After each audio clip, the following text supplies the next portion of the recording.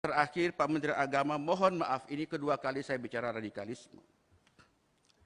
Pak Menteri Agama gagal faham mengenai fungsi-fungsi agama dan fungsi-fungsi pendidikan di Kementerian Agama di Republik kita yang tercinta ini. Tanpa ingin mengecilkan Pak Menteri Agama, tidak sama sekali. Tidak ada sifat alih tahir mengecilkan siapapun.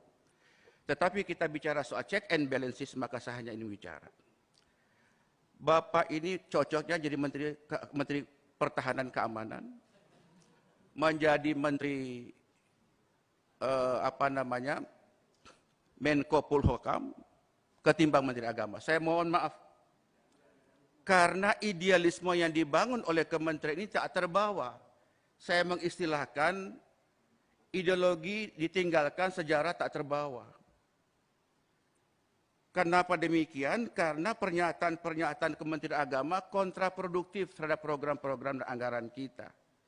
Mestinya menurut saya dengan DPR itu fungsinya adalah mendekatkan, menyenangkan, mengembirakan, mencerdaskan, mengajak agar yuk mari DPR bersama dengan pemerintah kita berpikir jernih untuk berbuat demi kepentingan anak-anak bangsa. Saya orang yang suka cengeng, Pak. Karena saya orang yang paling jauh di Flores Timur, Nusa Tenggara Timur, daerah sangat-sangat miskin. Saya diasah batin saya untuk bagaimana supaya tetap cinta dengan rakyat.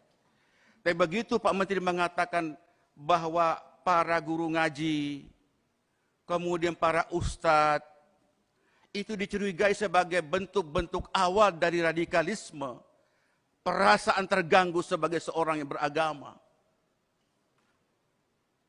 Perasaan yang terkoyak, perasaan yang terbunuh keimanan saya, perasaan terganggu seperti gelas yang pecah.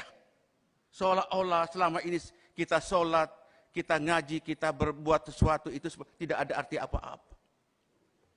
Wallahi, tadi pagi saya sengaja dalam rapat ini saya membuka surat Al-Qiyamah. Saya menangis, Pak. Allah mengatakan, فَإِذَا قَرَأْنَهُ فَاتَّبِعْ قُرْآنَهُ. Jika kami telah membacakan Quran itu, maka ikutlah bacaannya. Saya membaca itu, air mata saya keluar, kemudian saya teringat Pak Menteri Agama. Kok tega menyatakan bahwa para ustadz, para guru ngaji itu adalah bagian dari bibit-bibit radikalisme. Apakah itu betul atau tidak, soal nanti Pak Menteri mengklarifikasi. Tetapi publik sudah menyatakan itu. Sampai saya bertanya, Pak Menteri Agama Islam atau bukan?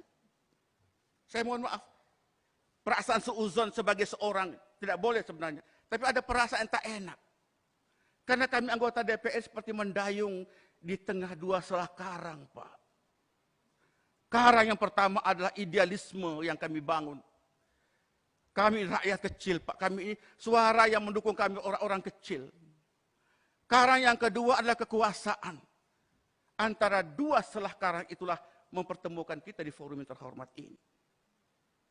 Nah, dengan demikian maka menurut pandangan saya, Pak Menteri Agama sekali lagi saya mengajak, berhentilah berkata radikalisme.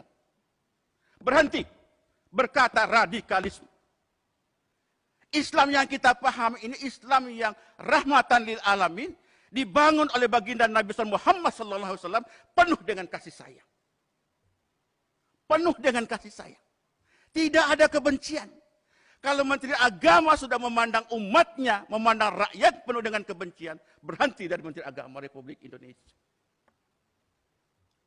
Hari-hari kami, Pak, berhadapan dengan rakyat kecil.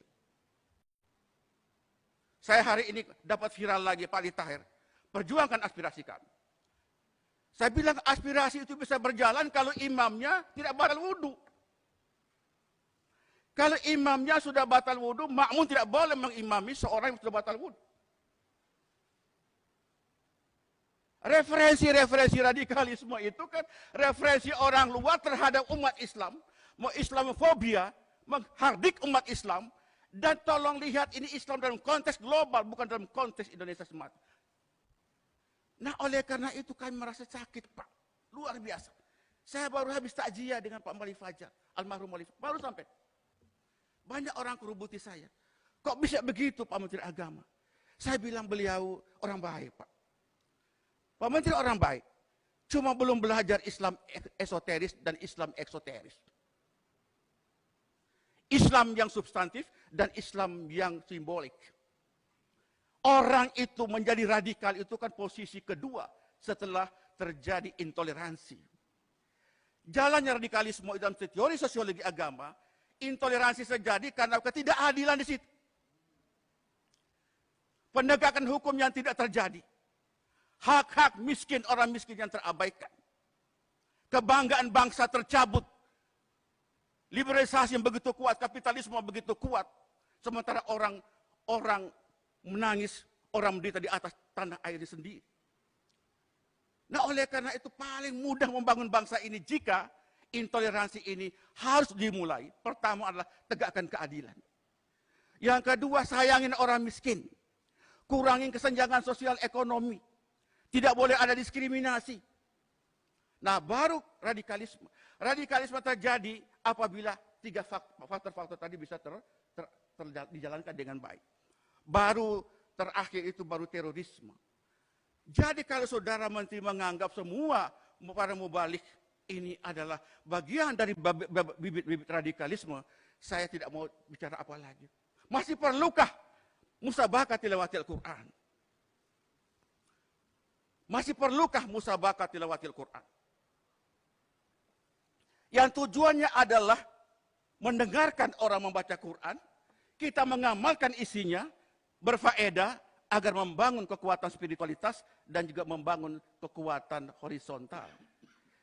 Oleh karena itu menurut pandangan saya Pak Ketua, Pak Yandri, marilah kita rekonstruksi, reformulasi fungsi-fungsi agama, baik itu fungsi menyangkut masalah pembinaan internal umat beragama, antar umat beragama, dengan antar umat beragama pemerintah, mesti kita bangunkan kembali. Tidak boleh membangun bangsa ini penuh dengan prasangka.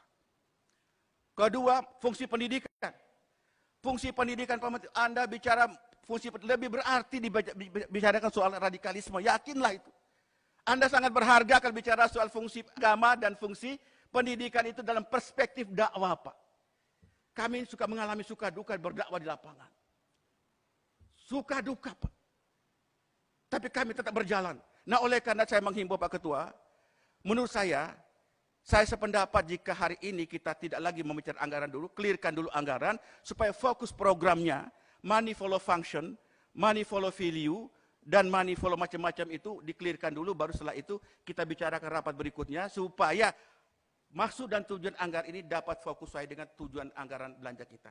Demikian, mohon maaf jika ada berlebihan, tetapi rasa rindu kita kepada kekuatan bersama, check and balances dalam kehidupan berbangsa dan bernegara, itu menjadi penting adanya buat kita. Nasrun minallah, wa fathu fari wa basyiril mu'minin, walal muafiq ila aqwamit thoriq. Assalamualaikum warahmatullahi wabarakatuh. Pak Ketua, tadi sebetulnya belum selesai.